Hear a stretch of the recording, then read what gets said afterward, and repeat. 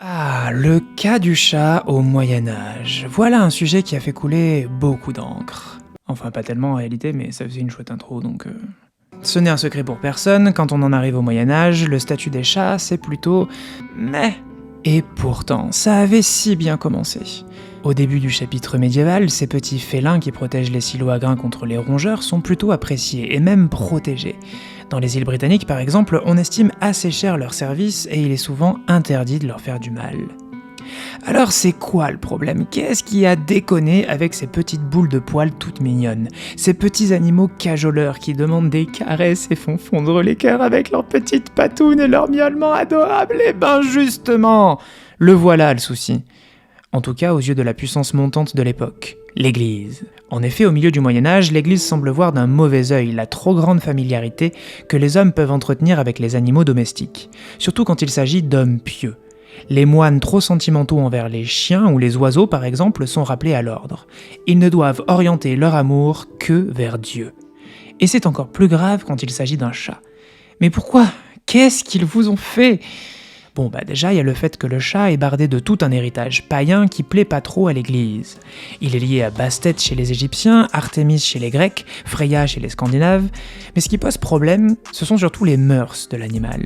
Le chat est farouche, libre, semi-sauvage, férocement indépendant. Il ne se plie donc que très moyennement à l'idéal chrétien de la domination de l'homme sur la nature.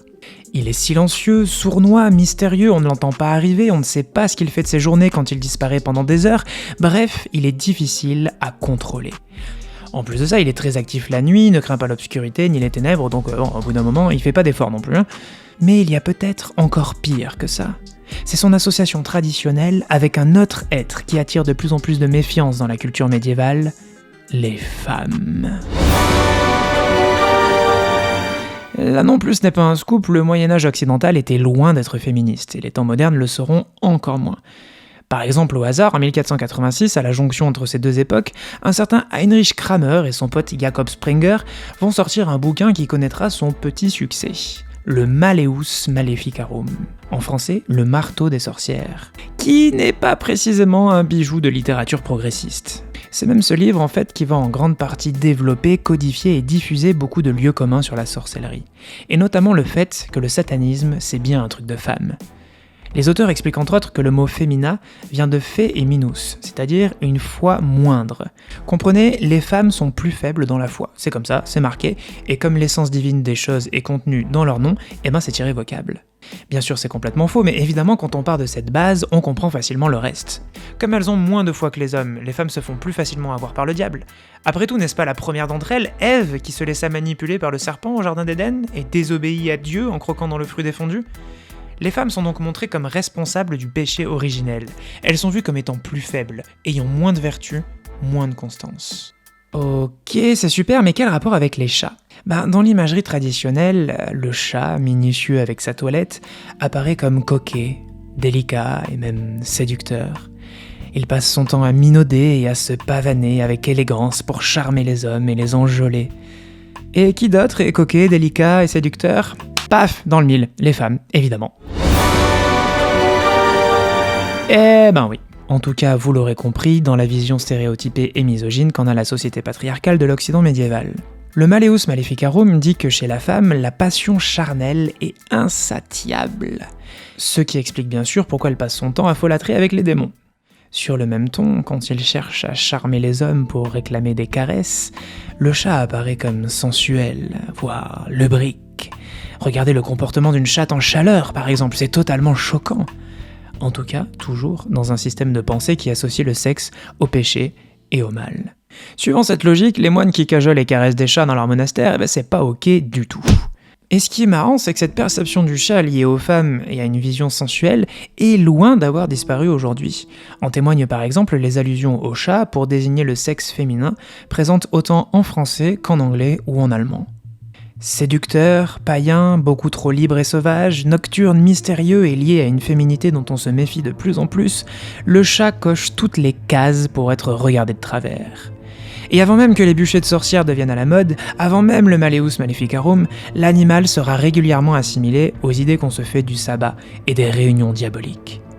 En 1233, le pape Grégoire IX, avec sa bulle Vox in Rama, pose le premier document dans lequel l'Église reconnaît l'existence d'assemblées secrètes, durant lesquelles sorcières et sorciers vouent un culte à Lucifer.